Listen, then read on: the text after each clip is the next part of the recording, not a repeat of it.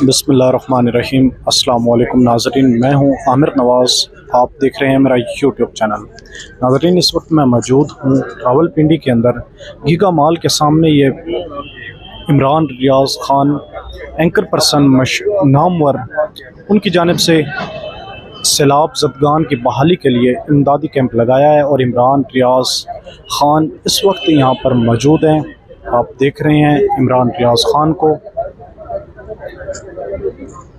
यहाँ पर जो ये कैंप लगा है रावलपिंडी के अंदर, यहाँ पर मुख्तलिफ़ फैमिलियाँ, मुख्तलिफ़ हज़रात आ रहे हैं और अपनी इस्तात के मुताबिक इमदाद कर रहे हैं। ये आप देख सकते हैं इस वक्त ये पूरे कैंप के मनाज़िर हैं। इमरान रियाज़ ख़ान भी यहाँ पर मौजूद है और मैं आपको ये सामान भी दिखा देता हूँ, कितना सामान है। ये पैसे हैं जो जमा किए जा रहे हैं, आप देख सकते हैं। और यहाँ पर एक new media, YouTuber, Facebook, TikToker, snack video वाले काफ़ी तादाद में यहाँ पर मौजूद हैं जो भरपूर फ़ायदा उठा रहे हैं। ये आपको बड़ी खूबसूरत मनाजिर ग्रैंड ट्रंक रोड के हैं और ये सामने गीगा मॉल के आपको मनाजिर आ रहे हैं। ये एक फैमिली आई हुई है मिलने के लिए, ये इस वक्त आप देख सकते हैं। ये भाई आए हुए हैं अपने बच्चों के साथ, इमरान रियाज़ ख़ान से ये मिले भी हैं और ये इस वक्त देख सकते हैं आप।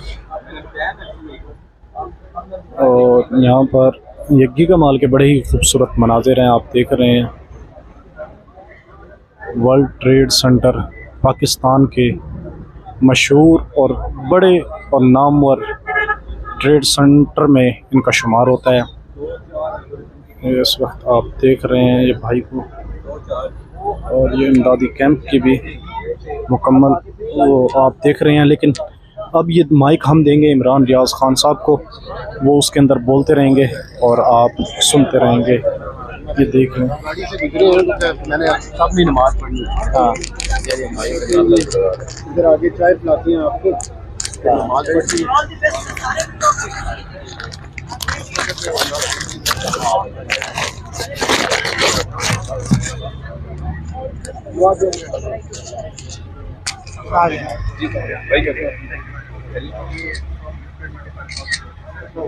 आज साथ आ गई अल्हम्दुलिल्लाह। साथ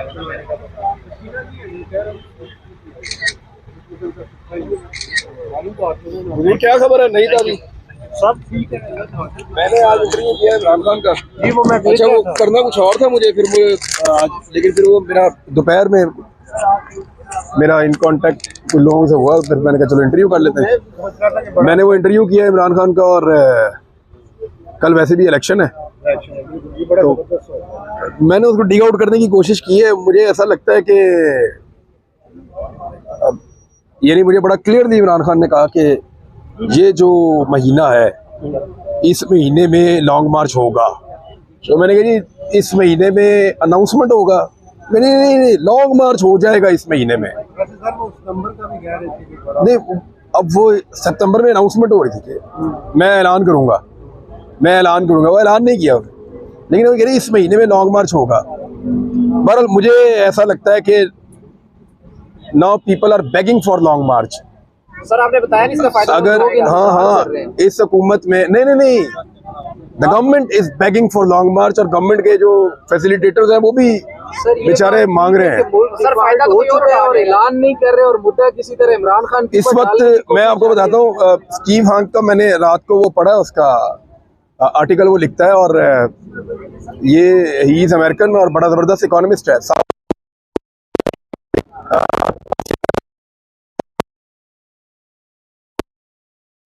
और बाकी सारी रिपोर्टें इकट्ठी करें तो पाकिस्तान 81% डिफॉल्ट के करीब है। जो आपका था श्रीलंका वो 61% पे डिफॉल्ट कर गया था और पाकिस्तान 81% पे है। रात को स्टीव ये कह रहा था कि स्टीव की जो रिपोर्ट है वो ये कह रही थी कि मैं बिल्कुल हैरान नहीं होऊंगा कि शहबाज शरीफ इस डूबते हुए जहाज को अब नहीं बचा सकता या वो नाकाम हो गया। और पाकिस्तान बिल्कुल उसने जो वर्ड लिखा ना वो वर्ड टू वर्ड ये था कि on the blink of default. Pakistan बिल्कुल एक किनारे के ऊपर आकर खड़ा हुआ है, किसी वक्त भी पाकिस्तान डिफॉल्ट कर सकता है, खुदा न खास्ता। और उसने कहा ये उसके लिए कोई हैरानकुन बात नहीं है। और लेकिन उसने जो पैरामीटर बताया ना वो बड़ा खौफनाक है।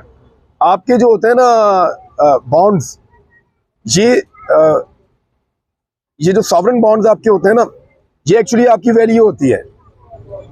जब आपकी वैल्यू गिरती जाती है तो आप डिफॉल्ट के करीब जाते हैं। ये $110 के आसपास भी रहा इमरान खान के दौर में, साल पहले की बात है। जब ये तरीके तो एतमाद आई है, ये तब भी 100 के आसपास था, 100 से ऊपर था बाद। और एकदम जब तरीके तो एतमाद आई है तो ये 70 को आगे टच किया था। तो हमें लगा था कि ये बहुत ज़्यादा पाकिस्तान के जो बॉन्ड्स हैं वो नीचे चले गए तो पाकिस्तान को नुकसान होगा। तो अभी ये 40 से नीचे है, 35, और ये 60% का डिप लगा है with in this time period, regime change के बाद। हाँ, और ये सबसे बड़ा पैरामीटर करार दिया जाता है कि कोई कंट्री डिफॉल्ट की तरफ जा रही हो, खुदा न खास्ता। इनके पास आखिरी उम्मीद ये थी कि इसहाक डार साहब जाएं और जाकर IMF से कोई रीनेगोशिएट कर लें। लेकिन डार साहब का स्टेटमेंट अगर आप देखें, जो मुझे अभी हारस बता रहे थे रास्ते में, मैं क्योंकि ट्रेवल कर रहा था, तो डार साहब का ये स्टेटमेंट है कि IMF के साथ हमने बातचीत मुकम्मल कर ली है, बस और कोई बातचीत नहीं है। तो अब जो म्यूचुअल मुख्तलिफ मुल्कों के साथ जो आपकी है वो लेन देन के मामला हैं, उन्हीं को आपने अब रीनेगोशिएट करना है। इन्हें आप फिर सऊदी अरब के पास जाएंगे, फिर बाकी मुल्कों के पास जाएंगे, उन्हें कहीं डिफॉल्ट करने वाले बचा लें आप हमें।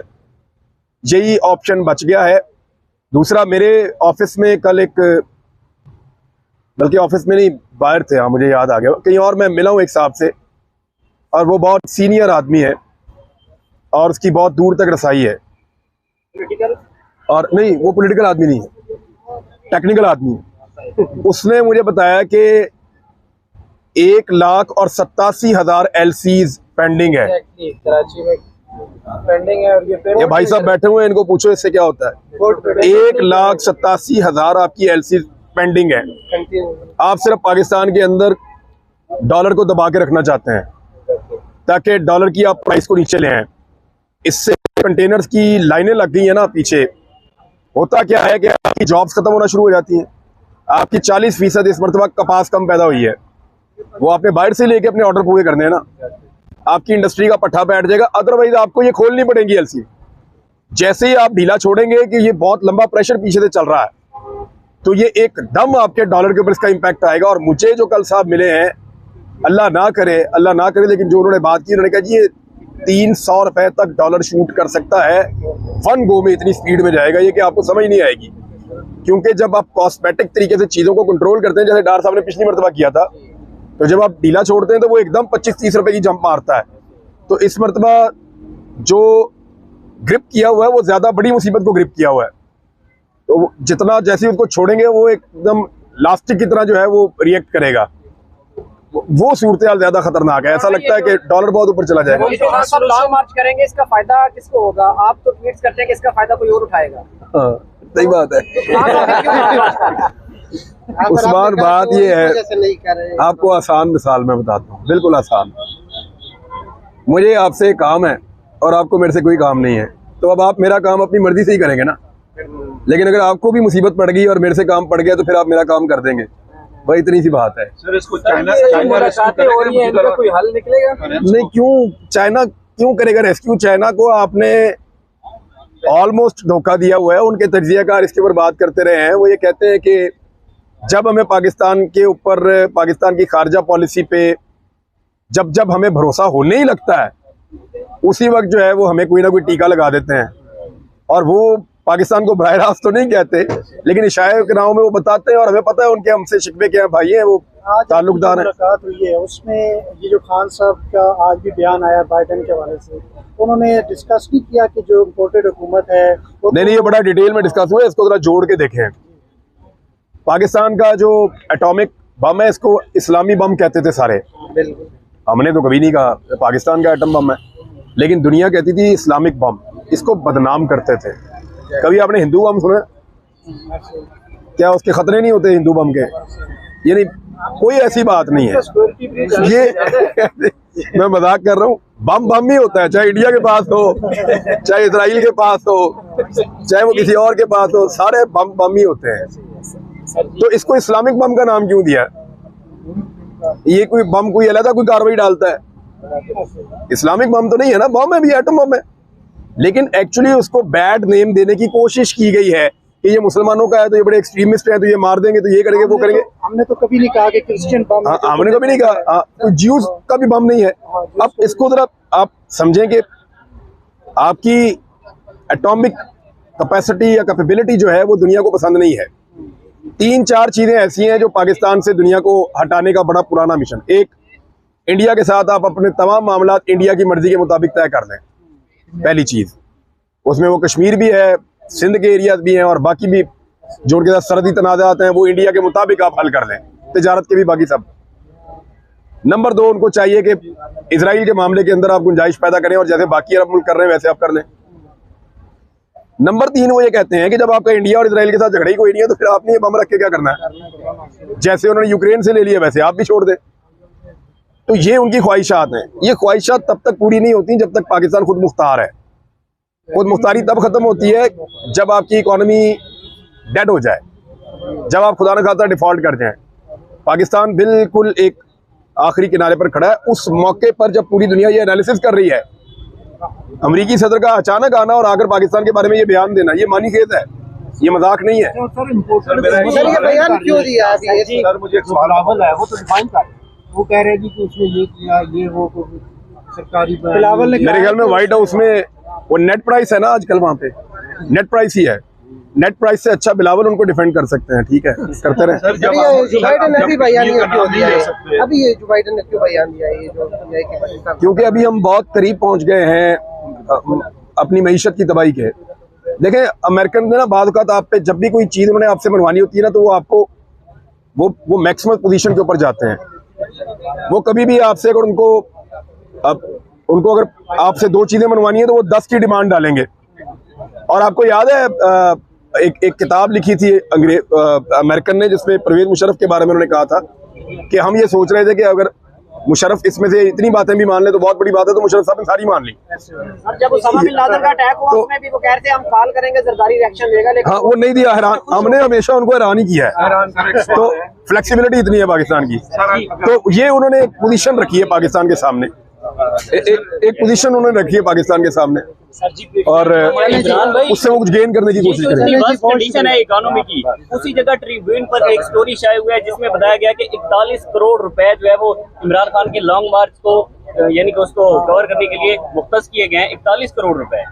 और सिचुएशन इस्लामाबाद पुलिस को सिचुएशन ये है कि उधर आप डिफॉल्ट करने वाले हैं, हुकूमत ये काम कर रही है। 41 करोड़ रुपए, इसमें कितने घर बन जाएंगे? 41 करोड़ में हम वहाँ पे कोई 500-600 घर तो बना देंगे, ज्यादा बना लेंगे। 4-5 हजार घर बना लेंगे। 5,000 घर बना लेंगे, 5,000 घर बन जाएंगे। ये 5,000 घरों का मतलब है कितने लोग अंदर चले जाएंगे अगर 6 बंदे भी आप लगाए तो? अब 30,000 बंदे अंदर चले जाएंगे। भाई बम के हवाले से सवाल था, आपके आर्मी चीफ ने जब अभी काबुल में खिताब किया, कश्मीर का जिक्र ही नहीं किया, और ये सुनने में आ रहा है कि ये इस बारे में कोई अब इंडिया के साथ कश्मीर जो है ना उसका जिक्र ना भी हो ना, कश्मीर करेंगे सर, कश्मीर का जिक्र ना भी हो, कश्मीर हमारे दिल पे लिखा हुआ था। लेकिन सर क्या चीज खत्म हो गया, कभी भी कोई पॉलिटिकल पार्टी नहीं खत्म होती। बंदों को आने दे भाई। अच्छा